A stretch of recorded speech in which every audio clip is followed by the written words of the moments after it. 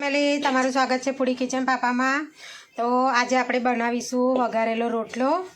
તો તેના માટે મેં આ રીતે જે થોડો ઠંડો રોટલો હોય તે લેવાનો। આપણે ધારો કે તમારો રોટલો જ્યારે વઘારવાનો હોય તો તેને 4-5 કલાક પહેલાં બનાવી દેવાનો, જેથી કરીને કમ્પ્લીટ આ રીતે ઠંડો રોટલો થઈ જાય વ્યવસ્થિત, અને ભાગવામાં પણ સરળ લોચો ના થાય રોટલો, તેટલા માટે। તો આ રીતે રોટલો મેં ઠંડો લીધો છે। મીઠા લીમડાના પાન લીધા છે, લીલું મરચું અને લસણ લીધું છે। તો સૌથી પહેલાં આપણે રોટલાને હાથની મદદથી મસળી કાઢીશું, તેને કકડા કરી દેવાના છે। આ રીતે જુઓ, આ રીતે મસળી અને તેને આ રીતે કકડા કરી દઈશું આપણે, ઝીણા ઝીણા, જો આ રીતે। તો તે રીતે બધો રોટલો આપણે ક્રશ કરી લઈએ।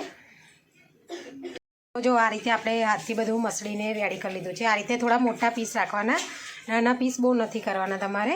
આ રીતે જો મોટા પીસ રાખશો તો ખાવામાં સરસ ટેસ્ટી ને એવો સરસ બનશે રોટલો આપણો। તો હવે મેં આ રીતે કડાઈમાં તેલ લઈ લીધું છે, સિંગ તેલ લીધું છે। તમે કોઈ પણ તેલમાં બનાવી શકો છો, હું સિંગ તેલમાં બનાવું છું। તો આ રીતે સિંગ તેલ લઈ લીધું છે મેં। તો તેલ ગરમ થાય એટલે પછી આપણે તેમાં જીરું નાખી દઈશું વઘારમાં। આ રીતે જીરું થોડું તતડવા દઈશું। હવે મેં થોડી ખાટી છાશ જે ઘરની હોય તે લીધી છે। ખાટી છાશ લેવાની, તમારી મોડી છાશ લેશો તો ટેસ્ટ સારો નહીં આવે રોટલાનો। તો આ રીતે આપણે થોડી ખાટી જે છાશ આવે છે તે લઈ લીધી। દહીં પણ તમે નાખી શકો છો, મેં છાશ લીધી છે। એ જીરું તતરી ગયું છે, હવે તેમાં આપણે લીલું આ લસણ જે કટકી કર્યું છે તે નાખી દઈશું। આ રીતે લસણ થોડું શેકાઈ જાય એટલે તેમાં લીલા મરચાં નાખી દઈશું આપણે, આ રીતે। હવે તેને શેકાવા દઈશું બંને બાજુ થોડું। આ રીતે લસણ ને મરચાં શેકાઈ ગયા છે। હવે આ રીતે મીઠા લીમડાના પાન નાખી દેવાના અંદર। હવે આપણે જે રોટલા કટકી કર્યા છે તે નાખી દઈશું। આ રીતે તેને મિક્સ કરી લઈશું। તો જો આ રીતે આપણે રોટલો મિક્સ કરી લીધો છે। હવે તેમાં આપણે મસાલા કરીશું। તો તેમાં થોડું સ્વાદ પ્રમાણે મીઠું લઈશું આપણે। મીઠું માપનું લેવાનું, કારણ કે રોટલામાં આપણે ઓલરેડી નાખેલું હોય છે એટલા માટે। થોડી હળદર લઈશું, થોડી ખાંડ નાખીશું ટેસ્ટને બેલેન્સ કરવા માટે। ખાંડ તમે તમારા ટેસ્ટ પ્રમાણે નાખવી।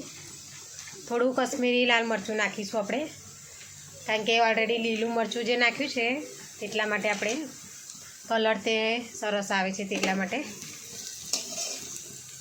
તો આ રીતે મિક્સ કરી લેવાનું છે બધા મસાલા કર્યા પછી।